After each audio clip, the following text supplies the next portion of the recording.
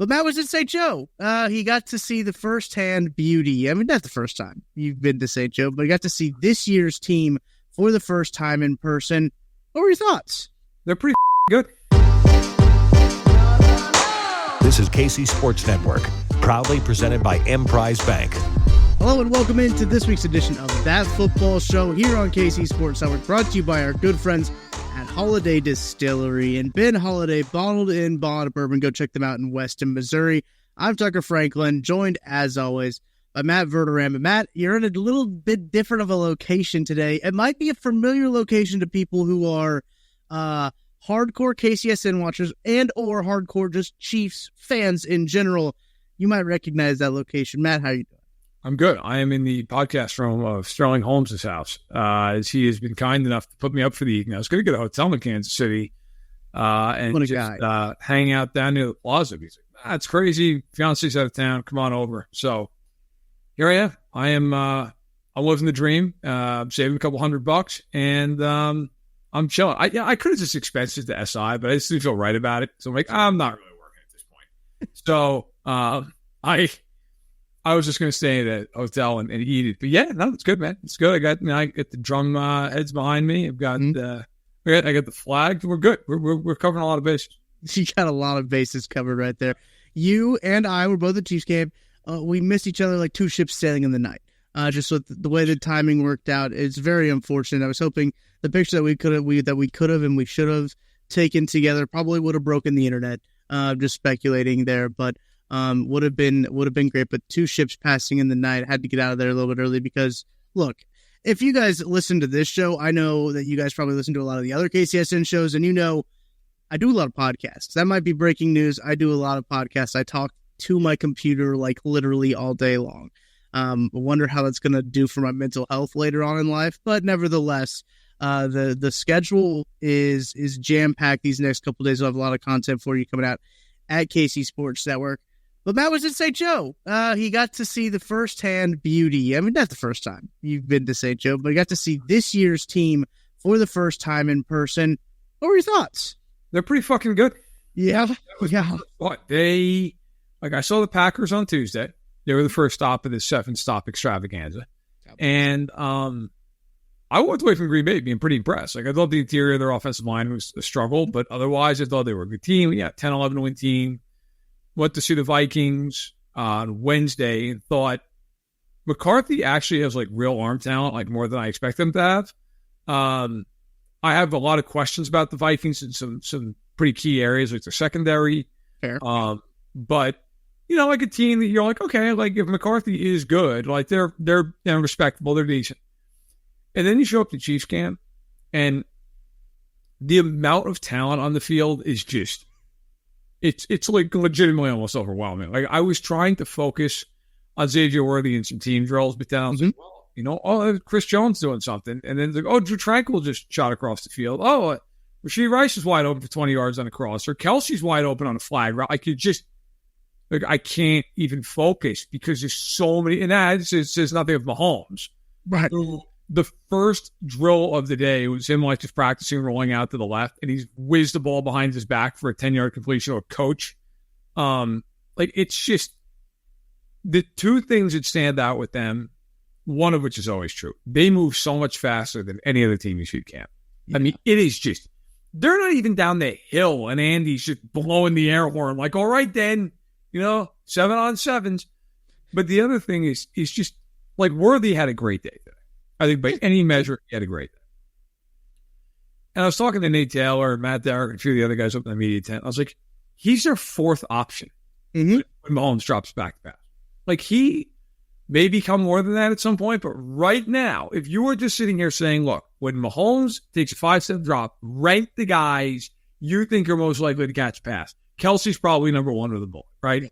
Yep. And then I think you could argue whether it's Hollywood Brown or Rashee Rice. You're 2 and 3 in some order. Worthy's 4. Right. And Worthy was cooking the crap out of people left and right today in practice. Brian Cook's a damn good player. Brian Cook looked like me trying to guard him on one play. Yeah. And that KCSN actually tweeted out. That was my impression. Was this team, they have just guys on guys on guys. And they don't even have right now Tooney and Bolton. and Justin Reed and Charles Ameno. Like, those guys weren't even on the field. And you like forgot about that because the rest of the guys are so good that didn't seem really to matter. Jalen Watson, another one. Yeah. They do have a lot of injuries on their defensive side of the ball that they're working through, which is going to be interesting to see. Yep. When the season comes. I think they'll be fine. It doesn't sound like any of those injuries are too serious. It's more of like precautionary holding guys out for right now. Ameno's probably the guy you look like maybe he starts. Yeah, he probably does. But I don't know. I'm not a doctor, man. I don't know if you know this about me. Not an MD. I'm shocked that Charles Omenihu's not wearing a knee brace, and I find that to be very odd. 7 months post-op not to be wearing a knee brace. I brought that up on the KC Laboratory. It was a note that I made when I watched practice out there on Wednesday. Back out there on Thursday, I think he was wearing a compression leg sleeve, but it wasn't like a compression knee brace. It was legitimately just a leg sleeve. So I find that very interesting about Charles Omenihu, and those guys work. Those guys on the pup list, those injured guys out in the corner over there, those guys put in a lot of work. But another one. Yeah. And they have a lot of starters right now that aren't practicing. But what I find to be really interesting today during practice, they're working a lot of guys in at different spots. We saw Hunter Norzad take a lot of the left guard reps yesterday. He took a lot of left guard reps. Today he was the backup center, and Mike Caliendo stepped in and did the left guard, which he had normally been doing.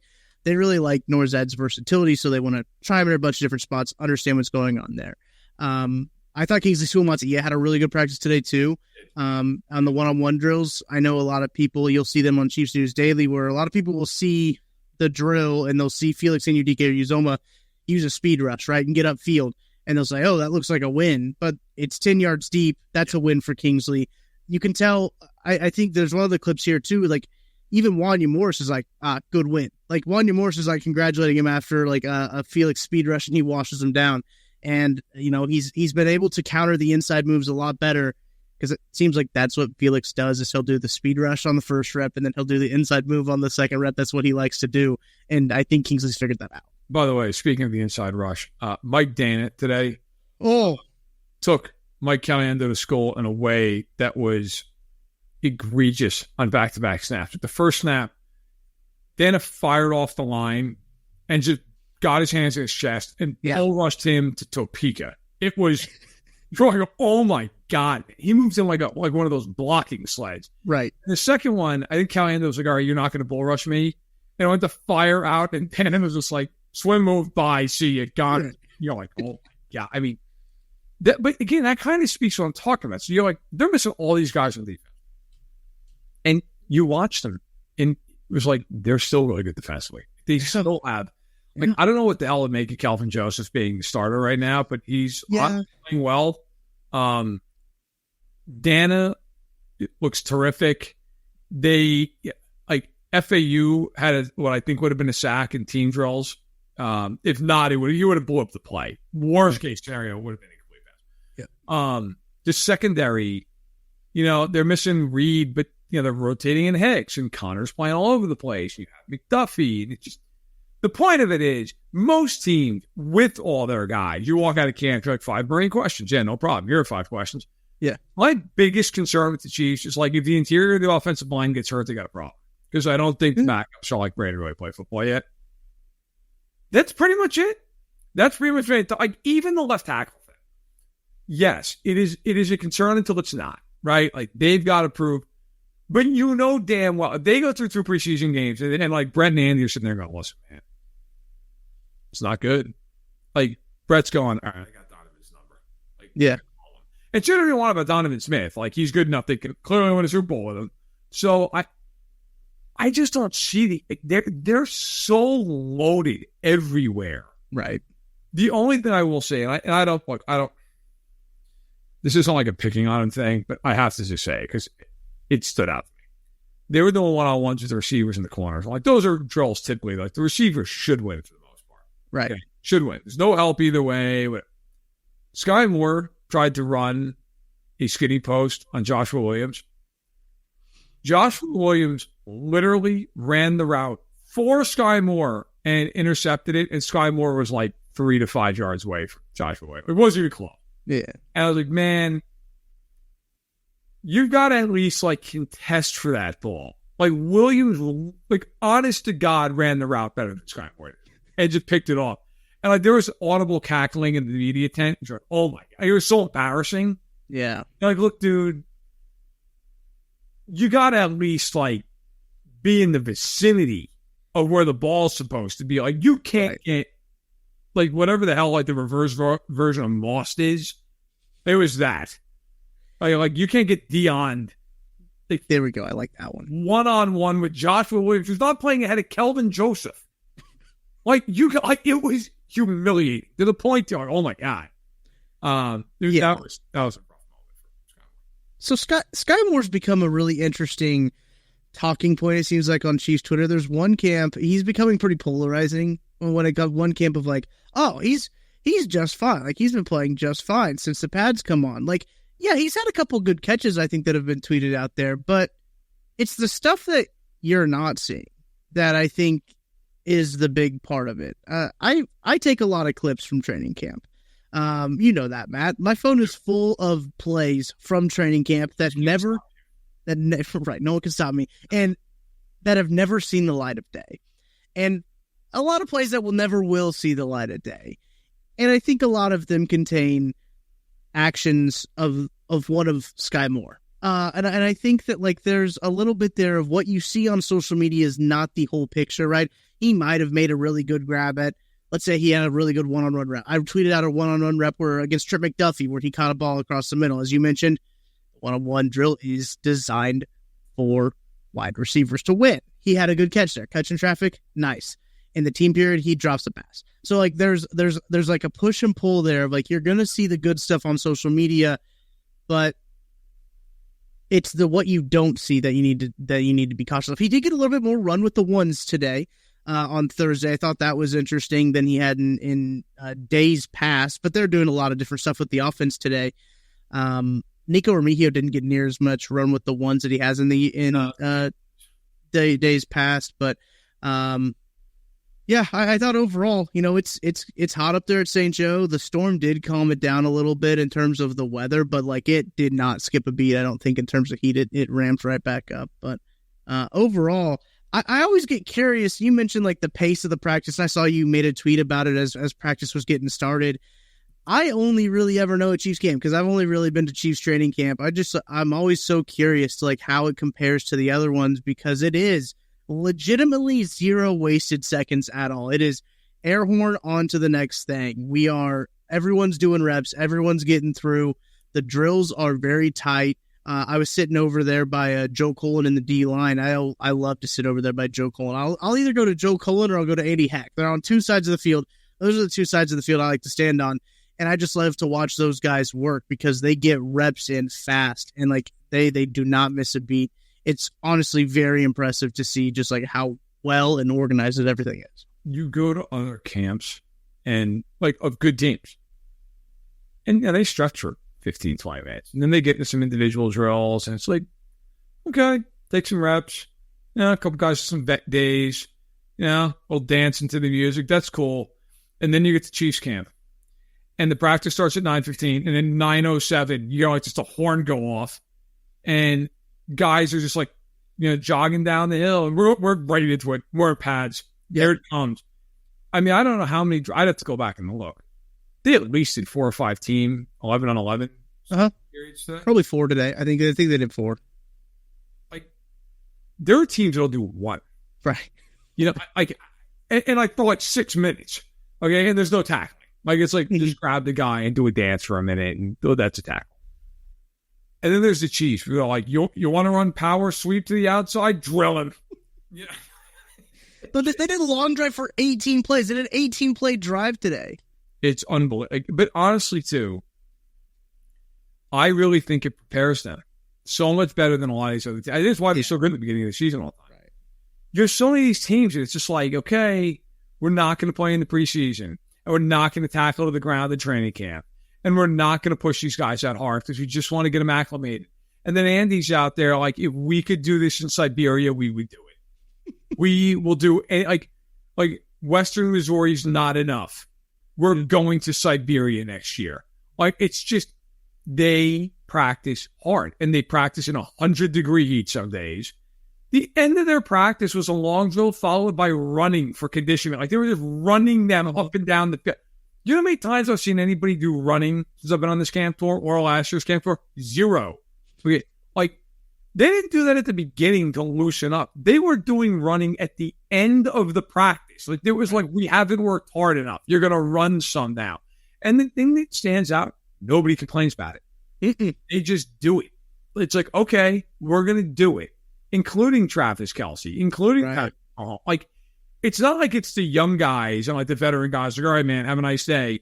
Like, they're all doing it. And I do think early in the year, man, that's like, you look around the league right now, and I'm not cherry picking. I'm just trying to do it off the top of my head. But like, Jamar Chase just isn't practicing. There's a lot of practice. And, you know, Trey Hendrickson is week to week for like maintenance reasons that like aren't entirely clear.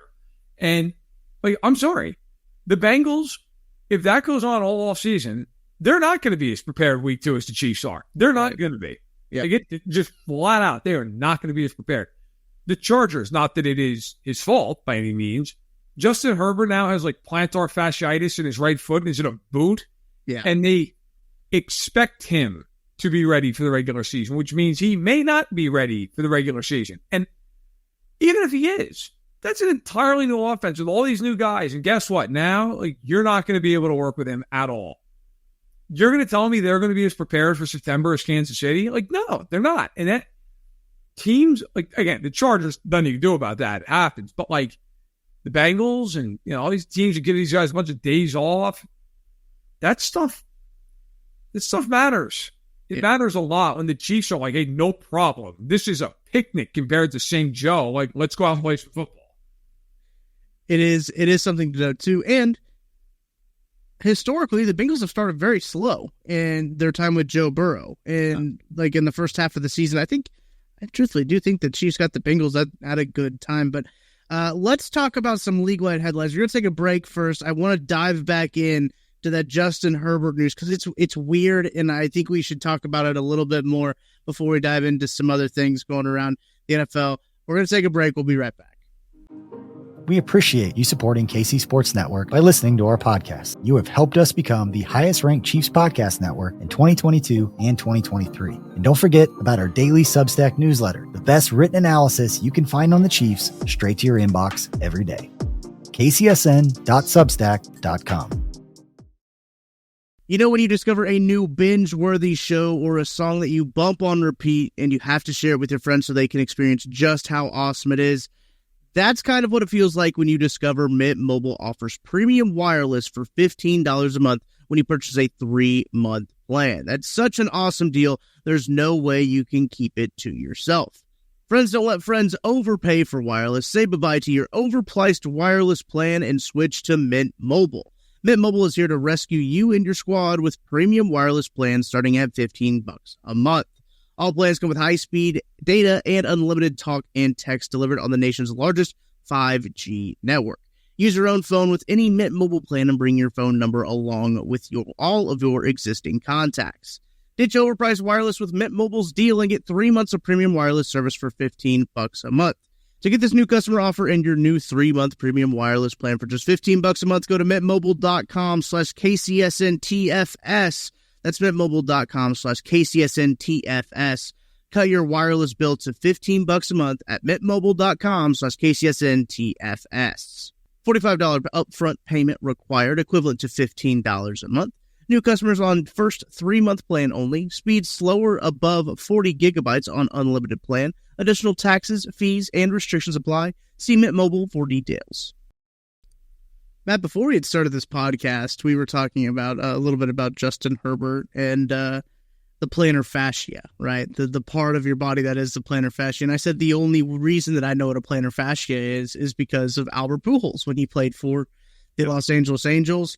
Had a plantar fasciitis, and I believe he missed the whole year. Now, I don't believe Justin Herbert has plantar fasciitis. It just says he was diagnosed with a plantar fascia injury following Wednesday's practice, expected to be sidelined for at least 2 weeks. That's what the team announced on Thursday. You mentioned he was in a walking boot. there's got to be something in the water with that team, right? Like, that's the only thing. Like, why does it keeps happening to the Chargers? It seems like this happens every year where they have a slew of injuries or a really key injury at the very beginning of the year. They just can never get away from it. I just look at the Chargers, and I really, I believe in curses. Okay. I grew up in New York where everybody was always like, the Red Sox are cursed. And, of course, now the Red Sox are very far from cursed. But it's not it. People just believe that. And then I lived in Chicago before the Cubs won the World Series, and it was like, well, they're cursed. I was like, that's stupid. They're not cursed. They're not good. Yeah. And you're like, there's no Billy Goat curse. Just stop it. It's embarrassing. Stop talking about being cursed. At least the Chiefs say it's their credit. 50 years of garbage. And they're like, we're cursed. And it's like, we stink. Yeah. No, which to the Jets' credit, same vibes out of the Jets. That's very true. Like, we're not cursed. We're just trash.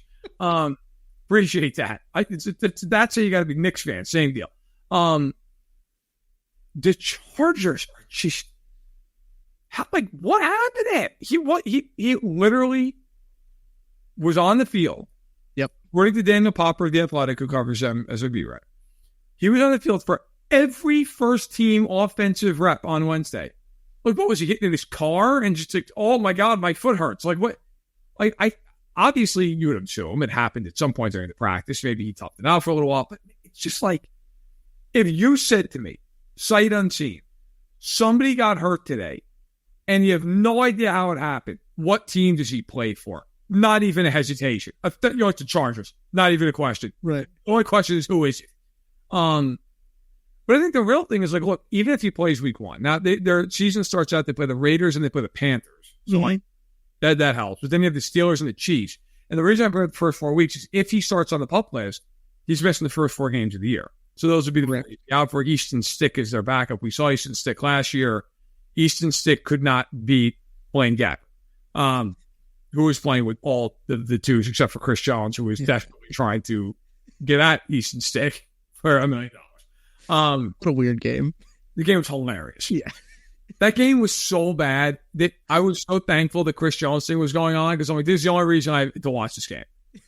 And then he got the sack, and then I was like, I'm happy he got it, but also I'm sad because now I still watch quarter half. So now you have to watch Blaine Gabbert try to lead a game-winning drive. And somehow did. Yeah, I don't know how that happened. Mostly with him just running. But the point is, like, look, even if he plays week one, even if Herbert comes back week one, this is a whole new offense. This is forget just Harbaugh, like Greg Roman. This is the new scheme, and you have all new receivers, and this is a huge part of it. Like it now, like, to me, it sets back. Okay, the Raiders week one, like, they could win, they could not win. It's kind of a toss up. Who knows? The Raiders are, I don't want to say an unknown, but like an odd team. Should beat the Panthers. Although it's the Chargers. If there's ever a team that'll just get beat 30-3, it's Chargers. Then they play Pittsburgh, who I do not think they'll beat. And then they play Kansas City, who, historically speaking, they will not beat. So, you look at it, like,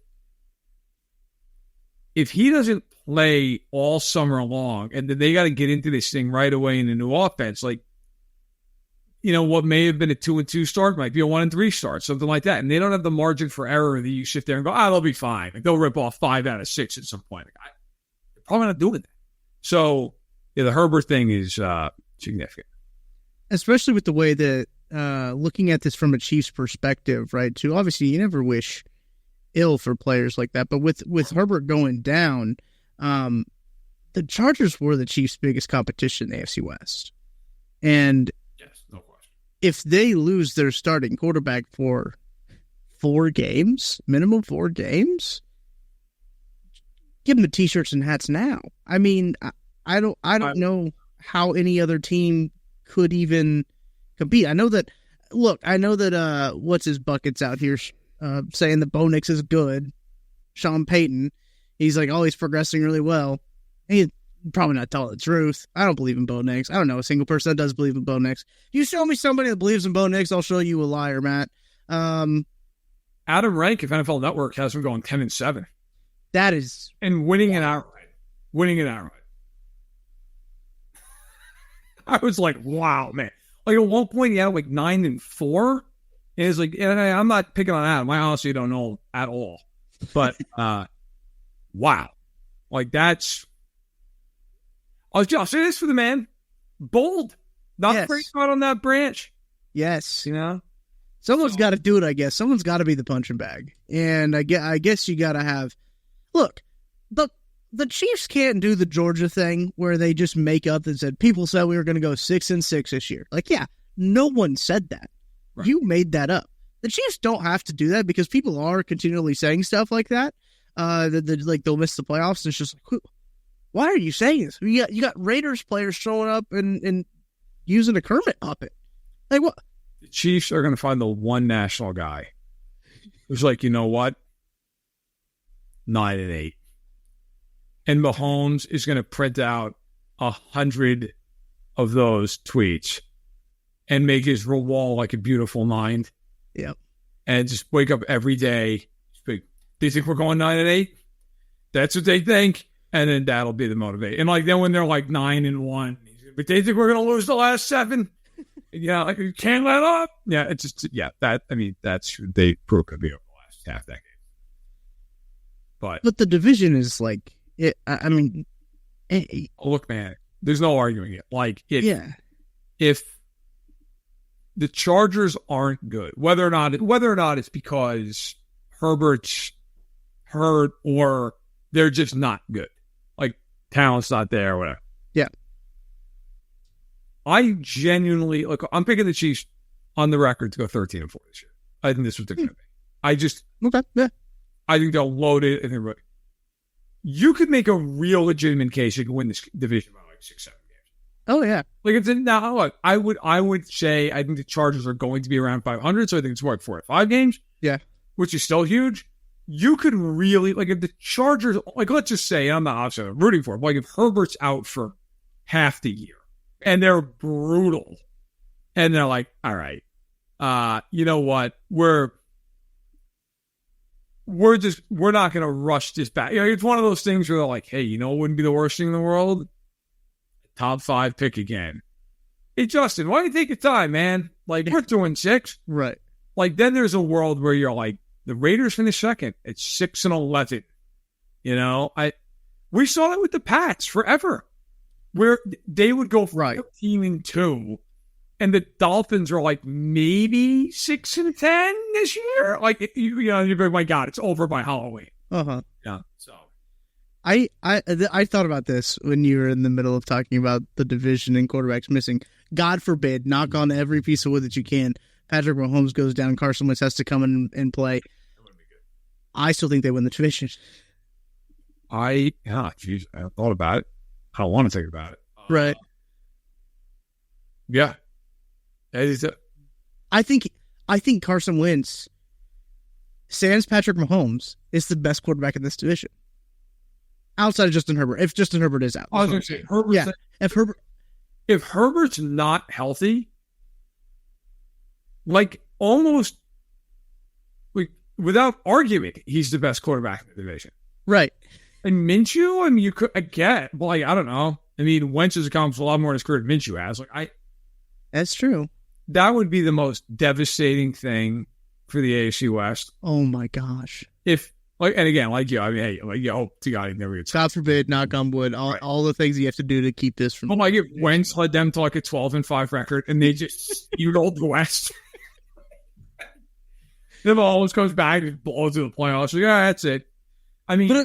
That would be irredeemable for their 3 teams. It would. Looking at like the other quarterback rooms, Wentz is better than Bo Nix and Jared Stidham and Zach Wilson. He's better than Gardner Minshew. He's better than Aiden O'Connell and Anthony Brown Jr. Never heard of that guy. Bradley Carter. Never heard of that guy. Better than those guys. He's better than Easton Stick. He's not better than Justin Herbert. I'm not going to go that far, but he's better than Max Duggan, Casey Bowman. Like, I mean. We're looking at the Chiefs have the number 1 and number 3 quarterback in the division. That's so brutal for the rest of the division. It is insane. God. And look, Carson Wentz had a couple of really good, like yesterday, on Wednesday, I thought he played really well. I thought he threw some really good balls. There's been some communication issues with Carson Wentz, obviously, because he's coming into a new offense and throwing to wide receivers he's never seen before. That's not fair, but he's met them. But I do think that is kind of funny. That was a funny thing that popped into my head during the division. But Matt, I don't know if we talked about quarterback contracts.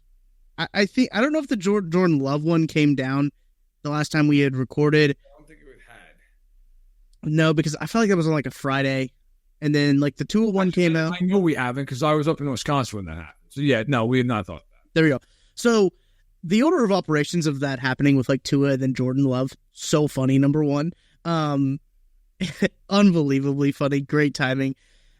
Then there was a whole kind of avalanche of tweets that came out of the whole, like the top 10 highest paid quarterbacks. Patrick Mahomes nowhere to be seen. And then the narrative started that Patrick Mahomes is underpaid, and probably PFT was probably. I was about to say the something up. He said, "I know what I have to be." Here it is. Here's my corner, and I'm not giving this corner up. It's gonna be like the wire. Okay, like we're gonna hold this corner at all costs. Yeah. You know what? I think like this is one of the things in our industry that drives me nuts. I feel like people just a lot of times they don't want to be honest because they feel bad about it. Right. And it's like, look, man, it's not wrong to be honest. If it hurts somebody's feelings, like you're not intentionally, like, unless you're personal about it. If you're personal about it, then you're an asshole. But like you're not personal about it, just being honest. So that's kind of the job. Right. I have no problem with the Packers paying Jordan. Now, I will admit, you're basing it off basically like half the season. Okay. Correct. That's my problem with it. Going 6-2 over his last 8 games of regular season. And I have this in my Packers training camp report. I'm trying to do this off the top of my head. I think in those 8 games through 18 touchdowns and 1 pick.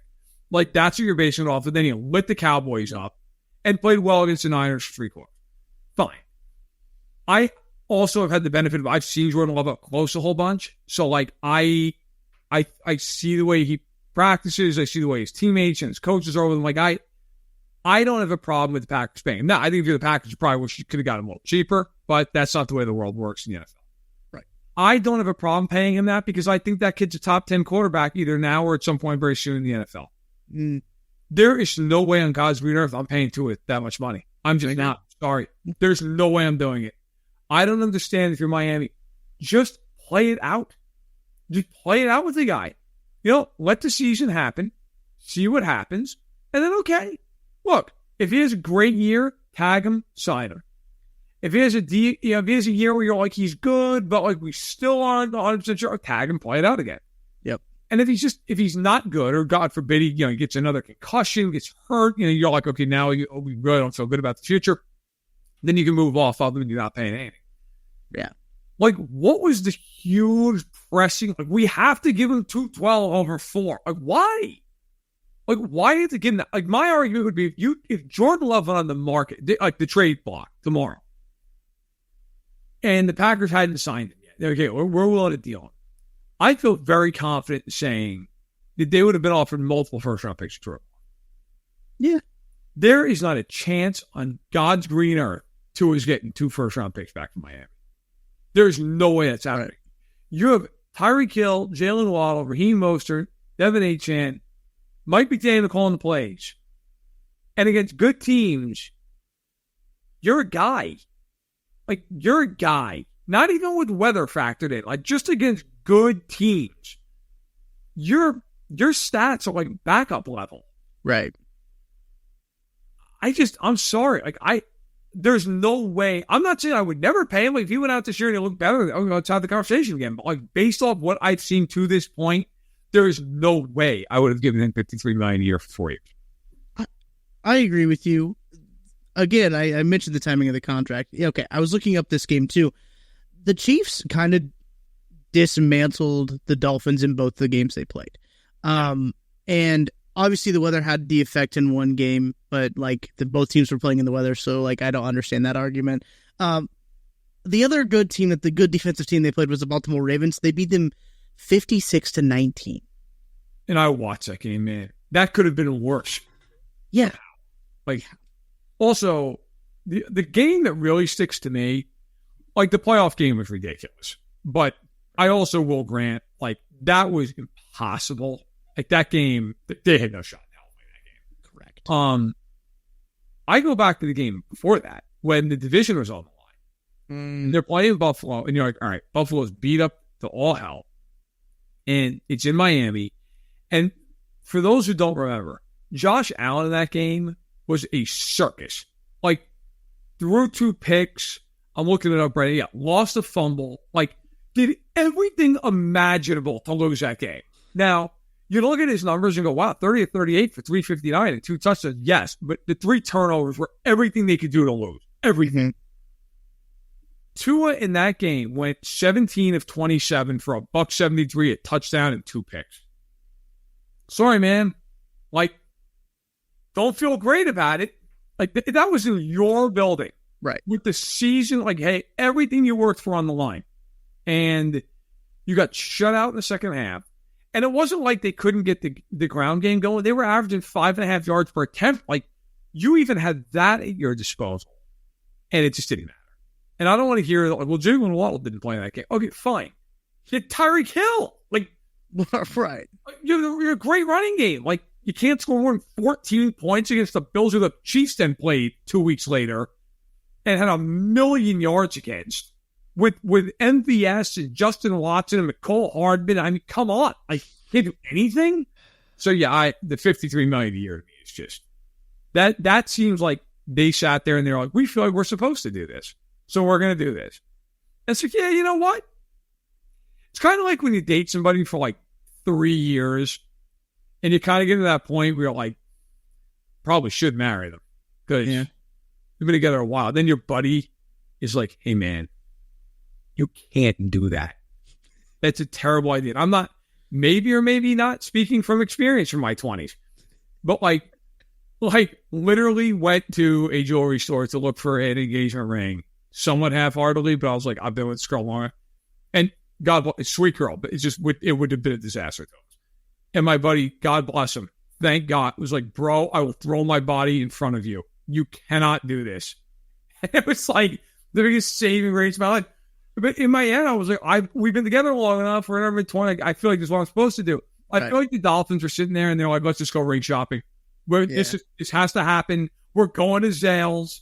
Look for the deal. Let's see if we can knock 10% off the price and like somebody get the ring. And now they're married. Which, like, honestly, don't you think that like the Packers benefited from this contract? Because I feel like they should have probably paid Jordan Love a little bit more than what they did. I think just in general, like the Dolphins paying Tua 53 and not 55, which is what Love got, which is what Lawrence got. Right. I know that sounds bizarre. You're like 53 to 55. Who cares? It matters. Oh, yeah. Very much. Tells you that the Dolphins are like, look, man.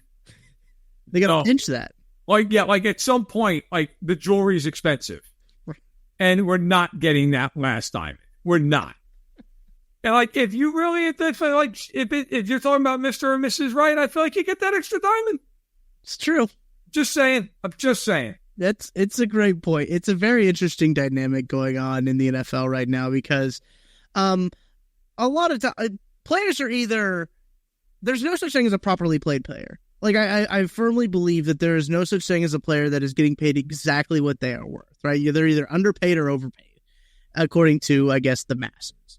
But the market is what dictates all of it, right? It's just whoever's up next is whoever's going to be the highest paid. That's legitimately what it is. It doesn't matter if they're better than the person that is highest paid. They are just next. So that means they're going to be the highest paid. That specifically is for, like, quarterbacks. I feel like a lot of times, I feel like other positions are a little bit better about, like, okay, you might not be as good as, Robert Hunt. So that's a bad example. But anyway, I think like Creed Humphrey is one of those things too, is like Creed Humphrey will probably reset the center market. Not because he's next, but because he's actually that good, right? Like, cause he probably is the best center in the National Football League. I think that like there are sometimes, especially quarterbacks, when you look at the top 10 list, you're like, how many playoff wins do those guys have combined? And it's not a lot. And I think Patrick Mahomes might have more than like the top 5 of them combined. And it's quite astonishing when you look at the list that way. To that point, and this is relative to the Chiefs because Nick Bolton. For sure. There is no market that is more hilarious than the inside linebacker market. Like, it is legitimately like if a free agent market or a positional market could be on an all-time bender, this is what this would be. Like, Roquan Smith, number 1, total value, $100 million. Good linebacker. Good linebacker. Great linebacker. Yes. Fred Warner, number 2, 95.2. Very good linebacker. Tremaine Edmonds, $72 million. Pretty good. Yeah. Difference between 3 and 4, Patrick Queen, $41 million. Just a $31 million golf. Like, just, I don't know, maybe he's decent. I don't know. Like, I mean, the gulf between Warner and Queen, number 2 and number 4, is $54 million. $54 million? Like, that's insane. So, like, you start looking at, like, Nick Bolton, and you're like, I have no idea. Right. Like, you could argue, and I would argue, that, like, 3 for 41, which is what Patrick Queen got. It feels like that's what he should be. Yeah. Yeah. You think he's more or less? I think he's I think in terms of how they signed Drew Tranquil for, I would like for him to be less. I do think that that's not going to happen. I don't think he's going to get Drew Tranquil money, sadly. That would be great for the Chiefs if he would, but I think it probably is Patrick Queen. And the way that I, like, when you were to run through that list, I was like, okay, Patrick Queen, I think is fairly comparable to Nick Bolton, right? Like, I think that you could say, like, okay, I think Nick Bolton could be considered better than Patrick Queen. So, like, in that range, like, I think I would be, like, okay, right? I would be able to talk myself into it being okay, Matt. If that was the contract, I think that it wouldn't take very much convincing for me to be like, yeah, you know what, all right, I can live. I'll be okay. I think I can live. But, like, but the funny thing is, so you're like, okay, so the 4th highest paid linebacker, inside linebacker, is Patrick Queen. Yes. And I personally am like, okay, that's fine. If the Chiefs give him the 3rd contract, which is $4 and $72, no, there will be hate. Okay, yeah. Like, but it's hysterical. Like, the golf at that position is absolutely ridiculous. Like, no one can figure out what it should be. Like, I don't know, maybe this. Like, number 10 on the list for inside linebackers is Blake Cashman at 22.5 over 3 years. Now, Drew Tranquil is not included in this. He's an outside linebacker by depth chart definition, so he's not in there. Correct. If Drew Tranquil was in there, because he was signed for what? Was he $19 million? 3 and over 19, yeah, I think so. He would be number 13 on this list. Yeah. Number 13, sandwiched between Jermaine Pratt and Josie Jewell, and I think both those guys are good players, and I'm pretty sure that Drew Tranquil is better than both. I think so, yes. And it's like that market is ridiculous. Then you look at, like, quarterback, okay, and this is where the whole argument falls apart, that, like, Mahomes is somehow this completely underpaid guy. So Joe Burrow and Trevor Lawrence, they have the exact same total value of the contracts, $275 million. Now, granted, both are over 5 years. I understand that. Get it. Okay, it's $65 a year. Mahomes' total value is $450 million. It's $175 million more. And yes, I totally get, like, well, he's signed for twice the amount of time. They're going to review the deal like 6 times. Yeah. It's okay. There is no chance that Chiefs in 3 or 4 years from now, like, you're playing out the deal as is, taking a hard stance here. Like, if he wants ownership of this team, he's going to get it. It's up. Right. And then you have all these other contracts. Like, there's not really a gulf of, I guess if you really want to look at it, it's between Jared Goff and Kirk Cousins, who are like, so Goff's number 12, he's 212 overall, and Cousins is 180. Like, that's kind of the line of demarcation. Yeah. But just for shits and giggles, the difference between Mahomes and Burrow at 175 in overall value is the same difference between Burrow and Baker Mayfield, who is checking in at a cool 19th. That's the difference. And they'll rework it like 1,700 times. So, yeah. The next time you read, like, he's not paid highly, he's fine. Believe me, he's fine. He's not doing it as a service. Okay? Like, he's going to be okay. Not a charity act for him. Right. This is not like him, like, showing up as the United Way. I promise you, he's okay. He's not, like, going home and talking to Brittany and I'd be like, listen, Got to break out the ramen. Maybe more. Like, there's nothing I can do about it. It's like, it's okay. It's okay. But yeah, the overall value is just staggering, and it's very funny in certain markets. He was asked about the whole storyline from USA Today. USA Today had an exclusive interview with him. They sat down with him, and he said his goal is to provide for his family and win football games. And he said, I think I'm doing pretty good at that. I was gonna say, I think in both cases, probably, hanging in there. Right. Probably doing all right. It's crazy. I gotta say, I don't feel bad for him. No. I think times are good. Like, he pulls into work and he looks across the coffin and he's like, I own part of that. That's true. That's a great point. That is a great point. Pulls in, like, yep, and then passes a Whataburger. He's like, yep. That's also mine. And then gets to Arrowhead and he's like, yeah, one day, 5%. I don't know if you're gonna have the opportunity to stop at a Kansas City Whataburger while you're here, Matt. Probably not. Maybe though when I come out for week 1. If you do, every Whataburger in the city has an autographed Patrick Mahomes jersey in it. Is it really? Yeah. That's genuinely hilarious. It's awesome. It is the best thing. Complete side note, but that is like, are you familiar with Friendlies? Okay. Friendlies is an East Coast thing that is now almost extinct, very sadly, but is basically the East Coast answer to Culver's. Okay. Yeah.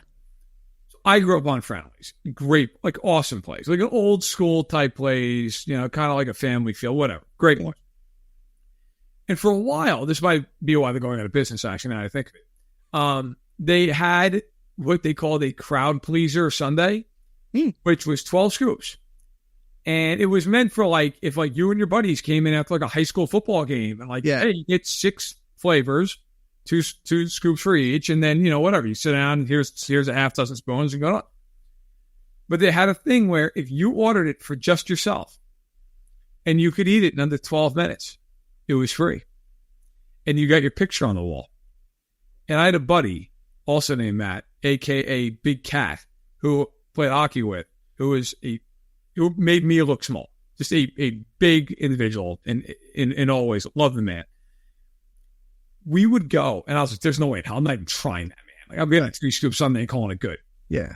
He'd be like, nah, that's weak. That's weak. You're weak. Get the 12 scoop. So he would get it and just hammer this thing in 3 minutes, 4 minutes, right?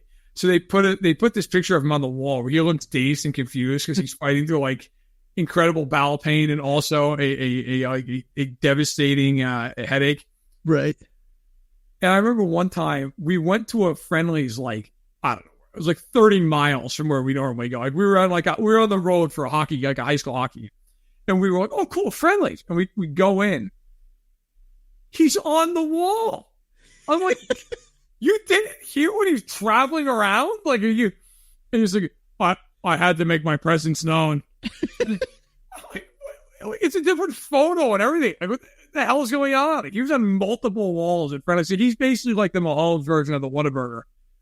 That's hilarious. Not nearly as famous. Well, actually, he's doing okay for himself. I don't just quite Mahomes yet, but multiple Friendlies walls with the crowd pleaser. It's thank God you play hockey, or you'd be in major physical discomfort all the time. It was unbelievable. They never told anybody. We walked in, we were sitting there waiting to get seated. I'm looking at the wall, and then there he is. And I was like, wait a minute. What? Were we here when that happened? He says, no, it's different. Came on his own accord.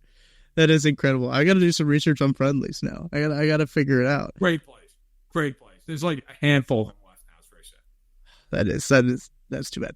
Last thing before we get out of here, I think I want to talk about the DJ Moore contract a little bit because that's a really interesting contract in terms of wide receivers. Number one, because Rashee Rice is probably going to be coming down the pipeline here fairly shortly if we're looking in the head to the near future about wide receiver contracts. But also the CD Lamb contract is going to be coming up as well. DJ Moore getting significantly less than what we anticipate CD Lamb to get. Obviously, CD Lamb is better than DJ Moore. I don't think that that should be a conversation, but I thought DJ Moore's contract was a good value for the Bears. Yeah, I would agree. I thought it was a very good contract for Chicago. I kind of figured $30 million You know, that kind of seems like the benchmark for star receivers. When I say he qualifies.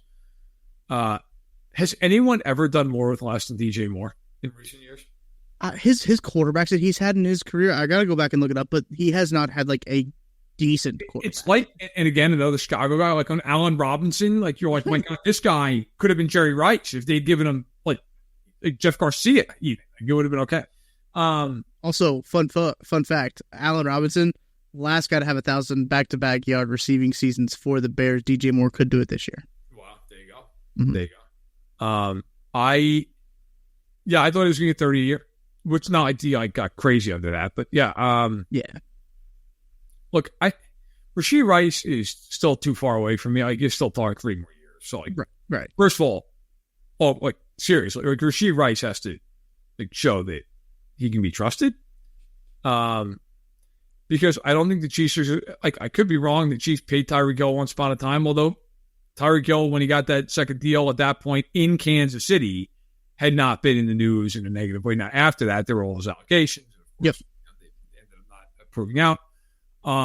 But yeah, I mean, I think he's got to prove himself in that regard. That being said, look, those numbers just keep going up. But I think that the way it affects the Chiefs, in my opinion, right now, CeeDee Lamb, sure, Jamar Chase has got to be sitting there going, you know what? I'm not getting paid yet. Mike Brown basically told me to get lost this offseason. I'm not getting paid this offseason, which at this point is not even the offseason, right? It's preseason. Right. But I'm not getting paid. And it's CeeDee Lamb to me is the domino with this. If he gets paid Justin Jefferson money, which is $35 a year, which by the way I think he's going to get, because Jerry loves to make news and Jerry's not going to care if he doesn't. If he gets $35 million a year, and the Bengals do not pay Jamar Chase right now, which I firmly, at this point, there's no reason to think they will. Their history says they will. If he goes out and has a great year, he is absolutely going to watch the cap go up and go, guess what? 37. Mm-hmm. That, everybody just assumes, they're not going to pay Higgins, but they're going to pay Chase. Yeah? We'll see. What if all of a sudden we get to the point where Jamar Chase is an all-pro season this year and he's like, I want 37? Right. And Mike Brown just goes, no. Nope. Not going to do it. We're going to play this thing out. We'll tag you. There could come a point where Jamar Chase goes, yeah, that's nice. I'm not playing for you anymore. Mm-hmm. Remember, you're a little younger than me, but I am old enough to remember when Carson Palmer retired. Yeah. To go to the Raiders. Yeah. Was just I'm done with this. Get me out of here, please. And now, thank you very much. Look, if I had to bet money, I'd bet that they, at some point, just pay Chase because Burrow's going to lose his mind if they don't do it. Yeah. But Chase healthy. They're one of the real organizations you look at. They might not. And with the Moore contract, I don't think it matters with Chase because Chase is just going to go a lot better. DJ Moore, pay me more. Mm-hmm. And CeeDee Lamb, I still think is looking at Jefferson going, well, pay me what Jefferson got. Right. Also, don't forget, Chase played with Jefferson in college. Yeah. But that offense in college, my God. Nuts. That is the maybe recency bias, but I think that's the greatest college offense of all time. I mean, people said whatever they want about Clyde Edwards-Helaire, a first-round pick. He was so different. Right. He was incredible. That defense also, the defense that they have, incredible. That team. You can argue that's the best collegiate. I know people take the Miami Hurricanes with McGahee and Akron. Right. I get it. Not LSU team. But in any event, if you're Jamar Chase, you're yeah, my buddy got 35 years. I want to get what my buddy got. Yeah. He thinks he's better than Justin Jefferson, too. He's said that several times. Yes. I mean, he's made it extremely clear. He's not looking to take a discount. Yes. So, I mean, that is something I would really watch as he doesn't practice day after day after day. And this goes on, and Mike Brown says he's not going to pay him right now. And that Bengals team, I am on the record as saying I think the Bengals are the biggest threat to the Chiefs in the AFC. And I believe that. I also think that this offseason for this team has been not great. And you are what happens if they open a week 1 against the Pats, who I assume they'll beat at home? Yeah. What happens if they go to Kansas City and Kansas City just gives them an ass whipping? What if that happens? What if the Chiefs just beat them 38-13? Does that thing completely come apart at the seams? What happens? Because they got a lot going on there. A lot going on. I wonder too. I don't think this will impact Hollywood Brown all that much because the Chiefs just have Hollywood Brown for this 1 year. Hollywood Brown would have to do something astronomical this season for it to impact Hollywood Brown. But again, I think the Chiefs are obviously in a good spot. Feel pretty confident about them, especially in all the positions that they put themselves in, even with the contracts that they do need, the extensions that that I think they should get out ahead on with too, especially with like Creed. I think that's very like. Creed's going to reset the market at 13.5. Like, that's not that much money relative to like all the other contracts we've just been talking about at these skill positions. They can comfortably make him the highest paid center. I think they would be okay with that.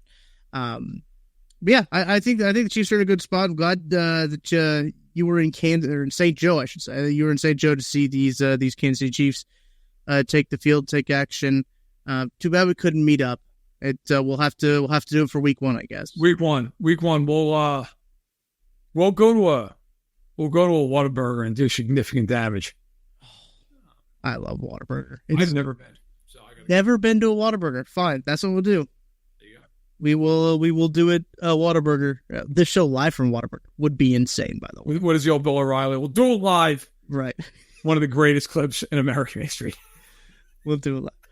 That's going to do it for this week's edition of That Football Show. Appreciate you guys hanging out with us. Appreciate you guys hanging with us, too, as like our schedules are kind of all over the place. Matt and I both going to camps. We're kind of just trying to fit this podcast in when we can because we've had a lot of great feedback from everybody. Before we get out of here, let me check and see if we have any podcast reviews. I forgot. If you leave a 5-star podcast review, I will read it on the air. I believe I did see one earlier, actually, specifically mentioning That Football Show. I believe I read that one earlier, but on the KCSN text hotline, we have the KCSN hotline now, Matt. I don't know if you know that. 913-407 6524. You know how I remember that? Trey Smith, Skyy Moore. That's how I remember that. That's how you guys can remember it too. I forgot I updated the phone, so I won't be able to read anything. So that's a really great thought out segment to end the show by me. And that's going to do it for this week's edition. I'm Tucker Franklin. That's Matt Verderame. Thank you for listening to That Football Show here on KC Sports Network.